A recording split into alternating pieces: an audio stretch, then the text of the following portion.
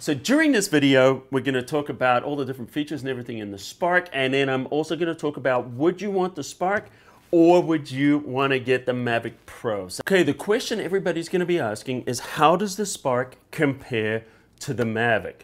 So the Spark is great for somebody's first drone.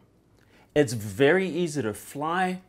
You can get into it for $500 and you can use your existing mobile device and that'll get you up and going. If you only want to spend $500 to get a drone that's easy to operate, that can pop out of your hand, that can do all these gestures and all that stuff, very easy to use, and you can get reasonable photos and reasonable video. Now, you won't shoot in RAW and you will not get 4K video with this. So this is essentially an easy to use drone. It's very portable, that you can just pull out of your pocket, out of your purse, and you have it with you all the time. And it's a great first drone for taking little point and shoot pictures. The Mavic, on the other hand, the Mavic is a little bit more of a professional model. This shoots 4K video and also it shoots your images in RAW, whereas this just does JPEG. Now, the Mavic is very small, but the Spark is smaller. But let's have a look at that. Let me pull the prop guards off here for a second, and let's really have a look at the size, because one of the things you do when you're transporting this is you're going to take the prop guards off. And as you can see, this is my first day having this. You can see how quick and easy I could get those prop guards off. The props fold up just like the Mavic. Okay, well, a lot of the similar features are in here. Both of these have the forward sensing obstacle avoidance, and both of them have the downward optical flow. So both of them can be used indoors, and both of them do all the kind of smart shots and all these different things. They can follow you, they can track you, they can orbit around you and do all very similar kind of shots. The Mavic has more range. The Mavic is a little bit faster. However, when you put this in sport mode, it's pretty swift. The big difference is the camera. The Mavic Pro comes with a 3-axis gimbal, and also the camera will go into portrait mode. So the camera in here is superior. But let's look at the size. If we look at the Spark versus the Mavic, you can see front on the profile. We can see side on the profile.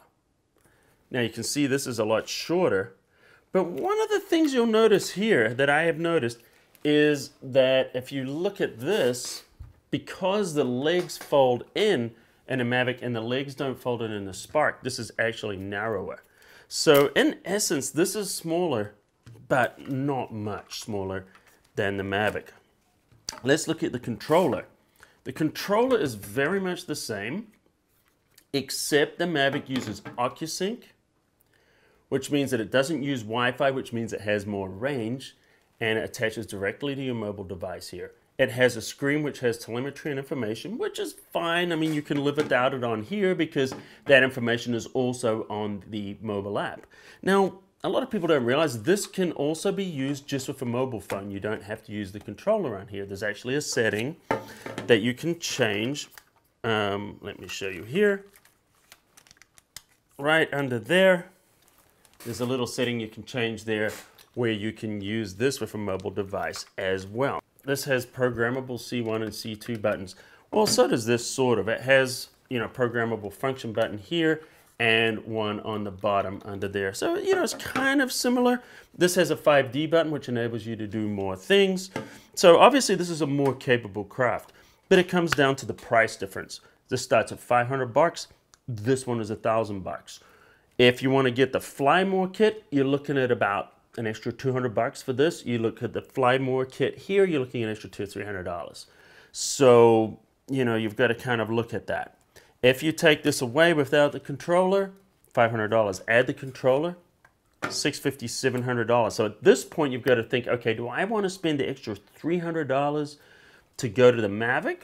Do I need 4K video? Do I need better photos? If the image quality is the most important thing to you, then the Mavic is actually going to be a much better copter for you. It's a much more capable aircraft. If you're looking for a beginner drone that you can have fun with and you don't want to spend too much money, then the Spark is great. Also, the flight time The flight time on here is about 15 minutes. The flight time on here is about 25 minutes. So I just recently went out and flew. So here's some shots here. You can see the video from the Spark and the Mavic.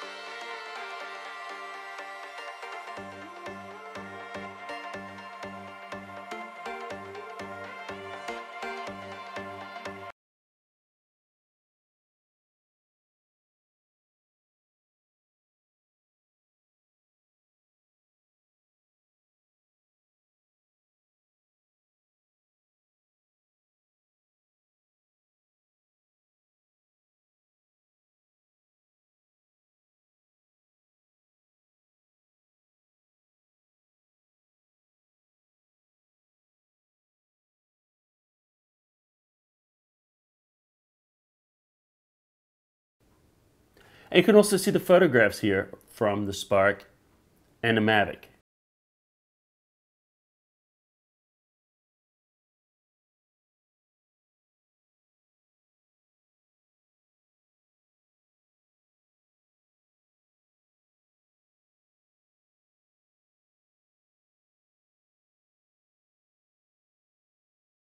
So all in all, what's my conclusion about this? What do I think about the Spark? I think the Spark is a real fun copter.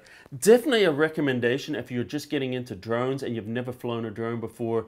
You're going to have a lot of fun with this. And maybe for someone that doesn't really want to get into it too much, you don't want to get too technical, you don't want to have all these options, maybe you just want a simple drone that's easy to fly, get quick shots. You know, if you're a vlogger, YouTuber, you can pop this up in the air really quickly, get some great establishing shots, get some great videos that you can cut in. You can have a lot of fun with it. If you're a little bit more serious and you want to make some nice photographs and print them out, then you're going to be looking at the Mavic or maybe even the Phantom 4 Pro. Have a look at my other video where I compare the Mavic with the Phantom. The Spark is fun. I'm going to be using this drone for flying inside the house and doing some cool shots that I wouldn't necessarily want to take the Mavic or the Phantom. I would never fly a Phantom indoors. I don't feel comfortable with that. Even the Mavic, to be honest, I'm a little nervous flying that indoors. Also, the thing about the Mavic is this gimbal here on the front is pretty fragile. I already bumped one of these. It ends up costing close to $300 to get that fixed. So you've got to watch it because it kind of rubs a little bit on the bottom if that gets bent. And you do that, you've got to send it in. This is a lot more robust. This can take a few more knocks. You know, this thing could crash a few times and still be okay. The Mavic, not so much. So for indoor flight and stuff like that, tight spots and tight places, this is a great drone to use. For better quality photos, better quality video. And of course, as we know, the Mavic folds out into a much bigger drone. So it's going to be a little bit more stable when we've got wind and different conditions like that. So when it's folded out, you can obviously see the difference. There's a huge difference in size there, as you can see. So, the little Spark is great for tight spots. The Mavic is great for, everywhere else. So anyway, guys, that's my, little talk there about the Spark versus the Mavic Pro. And by the way, I've got lots more reviews and tutorials here on different types of drones and also Photoshop and Lightroom and a little bit of Premiere. And I'm going to be adding more Premiere Pro tutorials pretty soon, showing you guys how to work with video and how to edit your video. So anyway, if you like what you're seeing here and you want more of this, hit that subscribe button right now, become part of the Cafe crew, and you'll get a new tutorial every single week. I post at least once a week, sometimes more. This week it'll be 3 or 4 times. Also, pound that like button into dust, annihilate that like button. Let's get lots of likes going. So if you have any other requests, any questions or anything like that, drop a comment in there. Let's get a discussion going. So what do you guys think? Are you going to be in for the Spark? Are you going to be in for the Mavic? Are you in for the Phantom Pro? Or are you going to be flying the Inspire 2? It's really, I'd love to know what you guys are into and how far down this rabbit hole you've gone. So anyway, guys, thanks for watching. And until next time, I'll see you at the cafe.